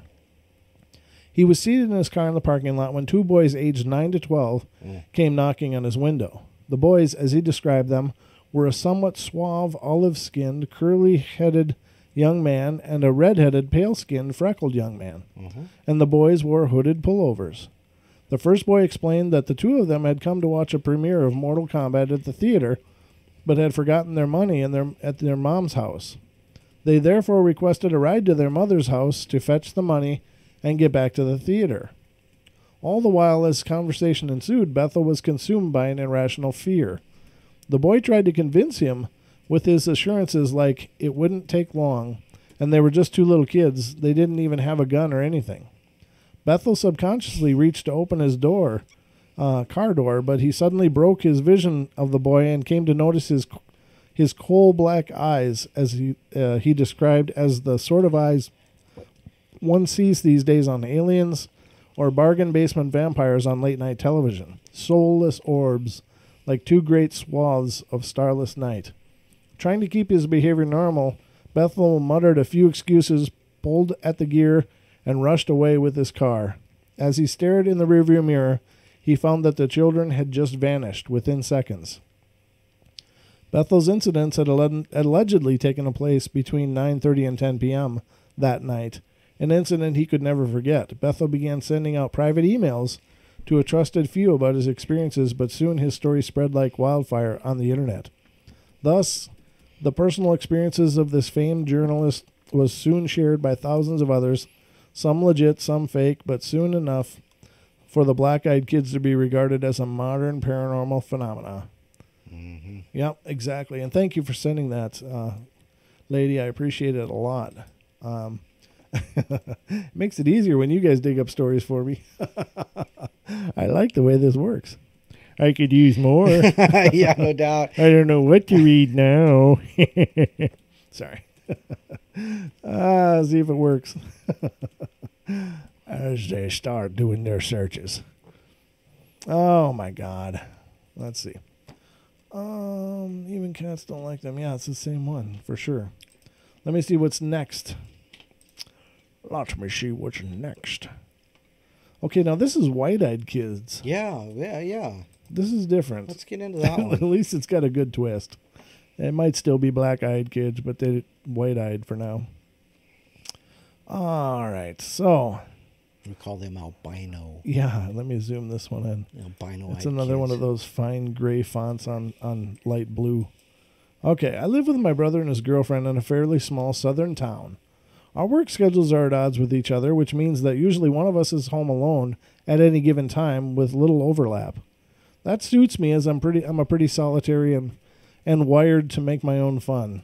Despite that, a couple days ago, Saturday, June 22nd, I was sitting at home, both of them were at work, and I found myself bored out of my mind at around 3 p.m.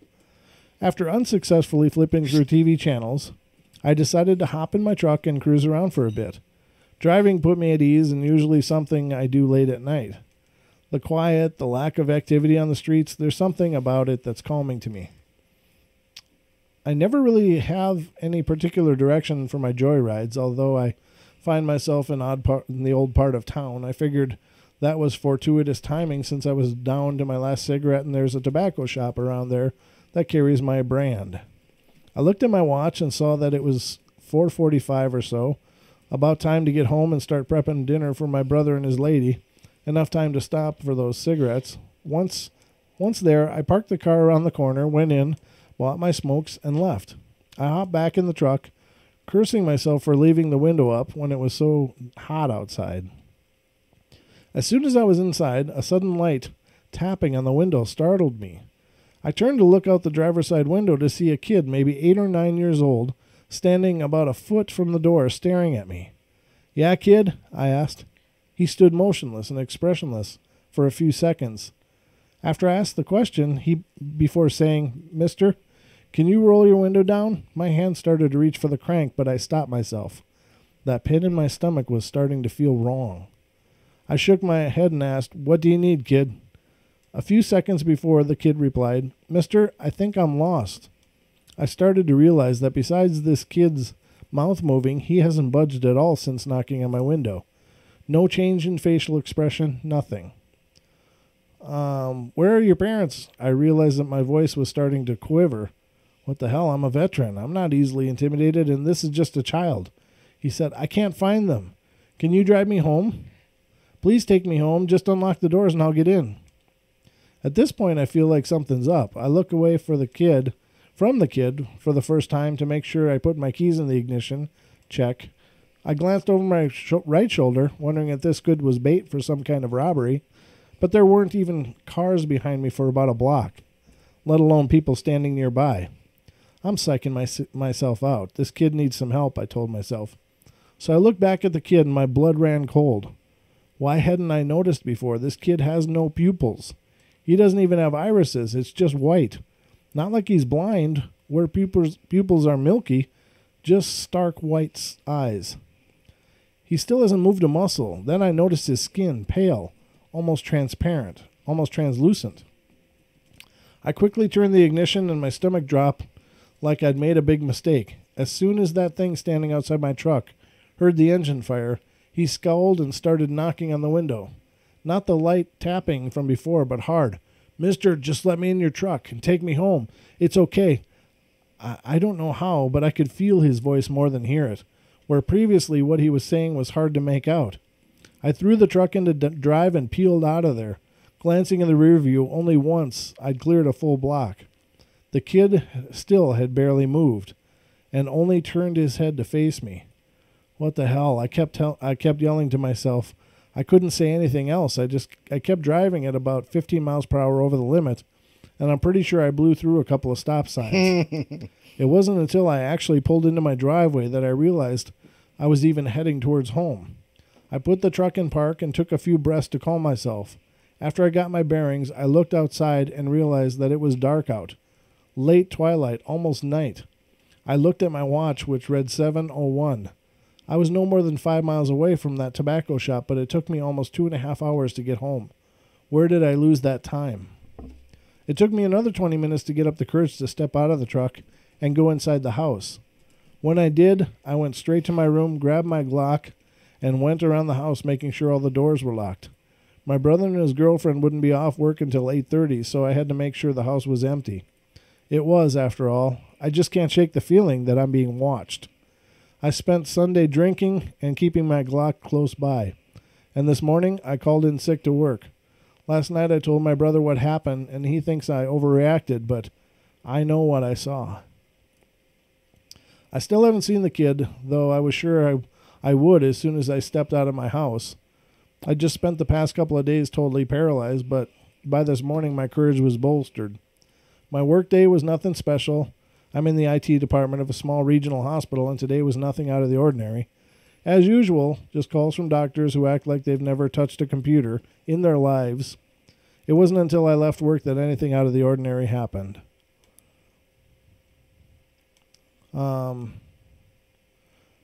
There's a 2-story parking complex. This is another story, I guess. Sorry. In a later post. This is the same writer, though, but this is in a later story that I've been reading. I'm sorry. There's a 2-story parking complex attached to the hospital by a skyway, and every other entrance in and out of the complex is guarded. I admit that I felt nervous at the idea of approaching my truck again, though I kept beating myself up for being such a sissy. I'm an atheist, even if it is a kid with screwed up eyes. What the hell can he do? Even if he's bait for some kind of car robbery, I'm more than capable of handling a couple of guys, especially today, since I put the Glock in my glove compartment. Then I saw the handprints. 2 kid-sized handprints on the driver's side door, and 2 on the windshield. Greasy handprints. I looked around the truck, down the parking aisle, nothing. So I unlocked the truck, stepped in, closed and locked the door behind me, then pulled the pistol out of my glove box. I started to put the key in the ignition, but I didn't feel quite right about that. I wondered, that little kid was all over my truck. What if he did something to it? So I got back out, holstered the Glock. I'd worn a holster, but can't bring a pistol into the hospital, and popped the hood. I'm not much of a mechanic, and so I didn't exactly know what to look for. I guess I wanted to make sure everything looked normal. Reasonably satisfied, not that I'd really recognize sabotage at a glance anyway. I got back in the truck and locked the door as it was closing. I turned the ignition, and no problems there. Once I put it in gear, I drove slowly and brake checked just to make sure the brake line wasn't screwed with. The drive home was unnerving, and as soon as I pulled out of the parking garage, the sky just dropped. Monsoon levels of rain. I hate summer storms while I'm driving, and that I had to pass by a playground a couple of blocks away from the hospital, almost unavoidable if I wanted to get on the highway. There's always a few kids out there, even in rainstorms. Kids love getting muddy, I guess. However, I did see a kid just standing on the sidewalk, facing the playground. Gave me the chills. I got home just fine, though the house was empty as usual. As soon as the rain let up, I took my camera outside, hoping to take a photo of the handprints, but they'd washed off, of course. I'm getting tired of this garbage. So, that's that account.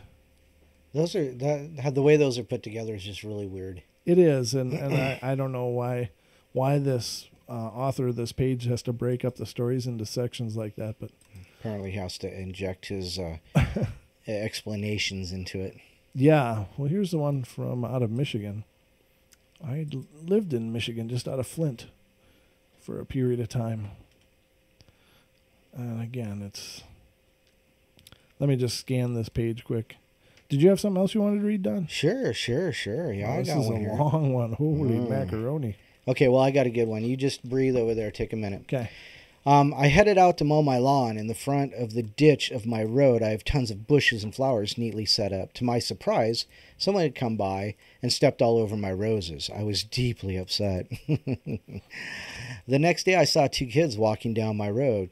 Keep in mind that my road has 7 houses, so we all know each other. These kids looked to be around 12 or 13 years old. I'd never seen these kids before. Maybe they were visiting someone. Was the only thing I could think of. I wanted to go outside and ask them if they'd messed with my roses, but I figured they were just kids, and I'd let it slide this time. The kids stopped walking and just stood at the road right across from my house. That's a good 80 to 90 feet away. They just stood there and was looking out the window, and they were just standing right there. I went to my room to get my shoes, and when I came out, they were gone.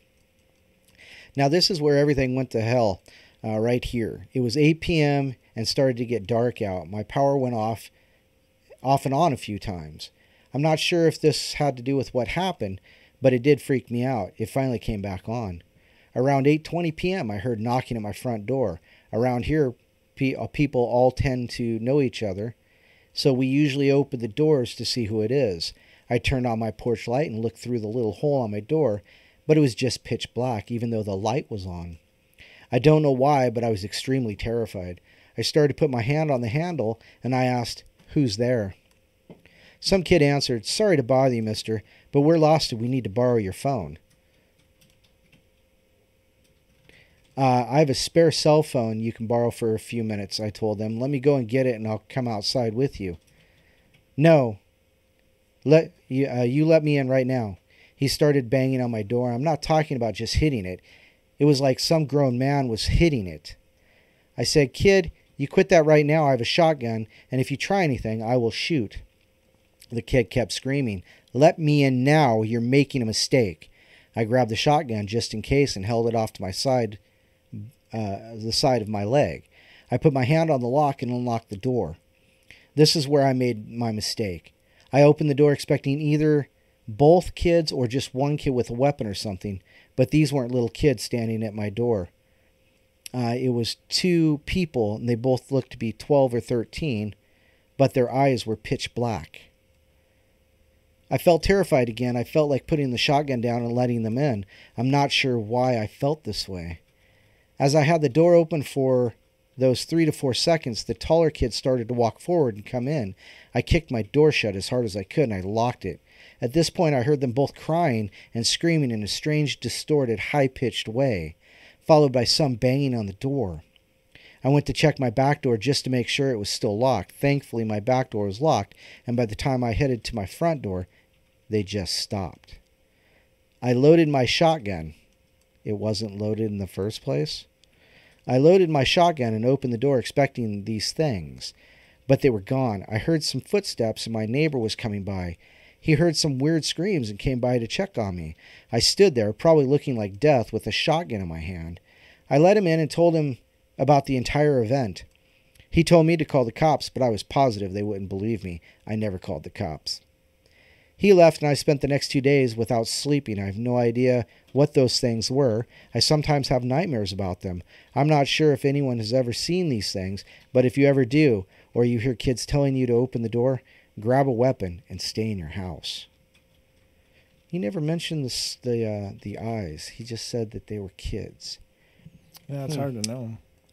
Maybe he never saw the eyes. No. Maybe he was just so poop scared that he just, I'm not even, I maybe, blanked it out. Who knows? I got another one. Can I read another one? Please do. I recently took my family to Washington, D.C. for the Cherry Blossom Festival. To save money, we spent nights at a hotel.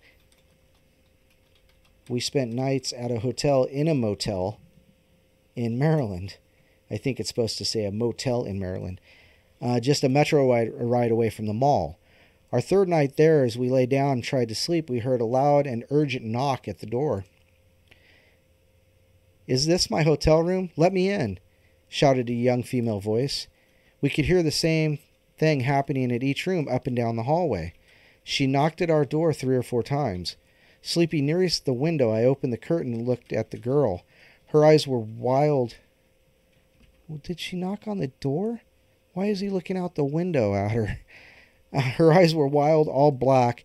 One appeared to be fully black, even the whites, and the other one was very wide pupil, so that the iris could not be seen. I recall that it seemed strange to me that the one eye had no white to it. She was young, appearing to be about 16, blonde and disheveled looking. When she saw me through the window, she said, "I have the wrong room," and continued knocking on doors up and down the hall. She knocked on ours a few more times, to which I shouted, "Wrong room." It wasn't until the next morning that it occurred to me to question her all-black eye.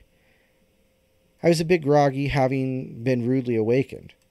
Part of me suspects that she was simply a drugged-out teenager who might have mistaken the exact hotel at which she was staying, but that doesn't explain how her entire right eye was blackened, nor does it explain the instinctive fear I experienced from her repeated requests to be let in. I'm glad, however, that I had the sense to remain in bed, door closed and locked, or I might not be typing this right now. I never read a BEK account of someone who was let them in. Oh, well, we've got a couple for you to read, buddy.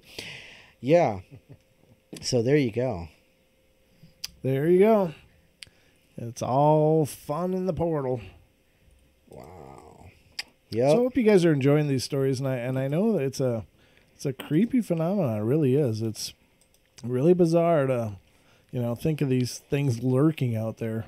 And again, we're talking about black-eyed kids tonight, but there are reports as well about black-eyed adults, and they seem to be even creepier than the kids. Just all kinds of weird and twisted. And again, I know it sounds really hard to believe, but when you look at the paranormal, when you look at the dynamic of all the things that fall under the paranormal umbrella, there's some pretty fantastic claims out there, but there's also some pretty substantiable witnesses. How do I say that? Some impressive witnesses to each and every one of them. People that have nothing to gain by coming forward, and a lot of times people are reluctant as hell to come forward, except for the fact that they want answers. They want to know what the hell they're dealing with because they have to process this. Wow. And so if one thing is possible, if you believe in ghosts, so and most of us do. I mean, I certainly do, and I think that probably the opinion polls, if they're credible at all, would have to be pretty high as well, of people that believe in ghosts or the possibility of spiritual presences. And if you believe in that, then how hard is it to believe that there could be other things out there, and who's to judge what those things could be or what kind of ability they may have. So what were you wanting to say? Well, no, Ian in the chat room, he says, if these creatures are modern expressions of the unseelie court, trying to see if they can get into homes without invoking the sacred right of hospitality. Now, he also wrote, just so you know, if the sacred right is invoked, then the guest can do no harm to the host, and the host must feed and protect the guest. Now, I know about this, but the unseelie court, it could possibly, he's talking about fairies and dryads and things like that, of course. But I can't see them as that kind of folk, Right. Well, and there are accounts of people that have let them in. Right. And suffered terrible illness, terrible fortune, terrible problems, and including, if you can believe the account of the Northland guy's account, then death from the guy that did let them in. So it appears that letting them in, it would be, the absolute opposite, rather. But that is a very interesting take on it, Ian. And I'm, I gotta say that Ian definitely has done his homework on a lot of variety of paranormal phenomena, and dwarfing my own knowledge base by quite a fair degree. But so I'm always impressed at what he brings to the table. And ladies and gentlemen, Ian will actually be a guest on the show coming up on the 13th. He and his good friend Joel will be appearing on the portal, and we'll have a whole night to see what kind of magic and mystery he'll bring to the table on the portal on that night. But I don't know. I mean, the thing about it is that there's an amazing amount of phenomena out there, and that's a pretty great hypothesis. I think that's pretty impressive, actually. Yeah, it's a great thought, but I have a hard time believing that they're any kind of fake court. But that's just me. But it's really a great a thinker throwing it out there. Right, exactly. So. And to be fair, as what I have researched on the phenomenon, again, those that have let them in have certainly allegedly undergone quite a bit of misfortune as a result of that. So it would seem to be, if it is that, then they are definitely breaking the rules. Because definitely that. There is harm. Yeah, I'm sorry, but if I give you cocoa, hospitality has been invoked. Well, yeah. Period. If I let you out of a blizzard, into the warmth of my home, hospitality has been invoked. But apparently they're not honoring that. And again, I think they appear as children, not because they have to, like that other author suggested. I think that just makes people susceptible. Okay, he just brought up the wild hunt too. Okay, fine. I concede to wild hunt possibly, but wild hunt doesn't. Okay, you have to explain the wild hunt then. If you're going to speak about terms, you have to explain what does it mean. Remember Obake talked about the night marchers? Yep, I do. Okay, kind of the same thing. The wild court. There's Obake right there. Ian, type that up real quick, and I'll because he's talking about it better than I can. So Ian, really quick, type it up, and I'll read it out. But they're kind of, in a manner of speaking, like the night marchers. In a manner of speaking, if you see them, there's not much you can do. There. It's just, doggone it, Ian, type it. I'll come back to that. Yeah, I'm sure he will. So, it's just great theories, and I mean, it's all on the table. That's the one thing about this. Nobody can know. Excuse me, Ian could be exactly right. Mm-hmm. He could be dead on. I certainly can't. Okay, so the wild hunt are not aligned to either light or dark. They see us as prey. If we see them, they're off to get you. They do abide a few rules, is what he says, but they don't necessarily abide by hospitality. And the rules they abide by are: once you are chased, you have until dawn to escape. That's right. That's right. I love that name. Somebody's in the chat room with the chat name. This is awesome. Short attention span theater. That's Jimmy. That's Jimmy from Jimmy Jean. Oh, it is? Mm-hmm. That's awesome. Short attention span theater. What is it like commercials? No, that's his. No, that's his. He apparently his his awesome. other YouTube got shut down, so that's his. New What? one. Yeah, apparently. Oh my God, Jimmy! I had no idea. Sorry, brother. I love the name though. That's hilarious. That kills me. And Sacred Sanctuary. Okay. Ian says, "And from dusk till dawn, you are prey, and you can block them assault in Sacred Sanctuary." Okay. Right. So standing Patron in god a or deity. yeah, standing in a not a graveyard, but a sacred ground. Yeah. You know, Cemetery. Yep. Something that's blessed. Hallowed ground. Right. Yeah. Yep. Or other sacred sites. Yep. Depending on your faith, as it were. But yes, okay. We're at about 9 o'clock. Really? It's 8:58. Wow, that's 2 hours. Yes, it is. Oh, hey, Spirit Seekers Paranormal. Who's in the chat room, Don? Oh, we got Obake's here. We got Lady Death, Dr. Kayak. We got Dawn, Ian. We've got Pixie's here. Hi, Pixie. Haven't seen you in a while. Been missing you like a bad case of the cold. But we got D-Swig. We got Randy. Wow, we've got, just a lot of people. Spirit Seeker, Lori Gale. We've got Dory. We've got Cindy was here for a bit. I don't know if she's still here, but if she is, that's right on. Renee Cruz. We got Taz. Taz is here, and of course we got Jimmy Jean under the short attention span theater moniker there. I love that. That's so classic. Yeah, that's great, isn't it? Of course, Ian. We've talked about Ian. Gosh, we've got a long list of people here. And if you're out there and we haven't said your name, just throw something up in chat in the next couple minutes, and we'll give you a shout out. Vamp Lugosi, a new one to our show. Very nice, very nice. I was talking about Dave Cruz. He's Beyond the Strange. He was in for a while today. Excellent. We've got some new people.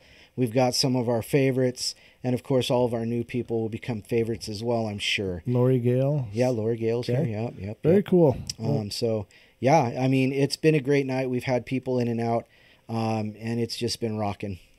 Well, thank you all for being here and being a part of the portal. Again, coming up on Saturday night, we are going to have special guest Brooks Agnew with us here on the portal. That's right. And that should be an epic show. He's just an incredibly intelligent and learned man, and it'll be really interesting to see what he'll bring to the table as well. I'm going to feel like an idiot over here. Okay, Brooks, yeah. Okay. I already feel like an idiot. What else you got? Yeah, okay. All right. Thanks, Brooks. I don't need Brooks to make me feel that.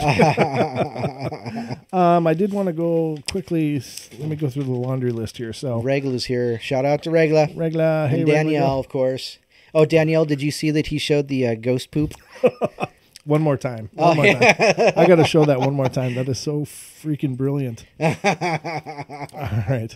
Ladies and gentlemen, this is up on the paranormal, Facebook.com/Paranormal Portal Radio. And this is, I got to give credit where it's due. This is from Danielle. She's in the chat room now, and she is also a contributor on Paranormal Portal Radio. But there you go. I just love that. I almost spit my water out. That is so hilarious. Oh, my God. I mean, look at that. Somebody repurposed those damn peanuts and made it something that I want.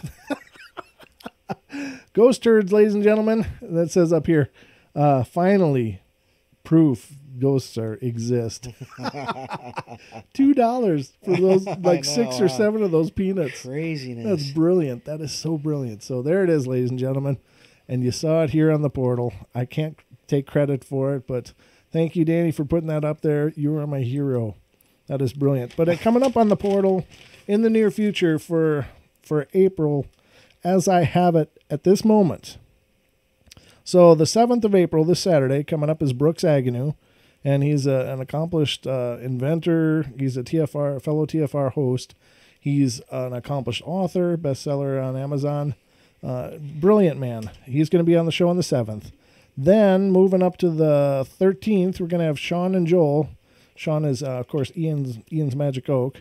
They will be on the show, and we'll be going through their paranormal journey. And then on the 21st, April 21st, we're going to have Dan Pruitt, who is our official Paranormal Portal paranormal investigator. Brilliant man. Really will get into the details about a lot of paranormal gear and techniques. So you definitely want to be a part of that show. And I'm hoping he'll bring in his EVPs as well, that we can review some of those. Yeah, we need to do that. We need to do an EVP show with him. Well, I mean, we can put that in with it as well. A really long segment. Cause I'm actually looking at developing a special series of segments with Dan. I've talked to him about it initially. He's all on board with it. So as that takes shape, ladies and gentlemen, I will let you know more about that. But it'll be a great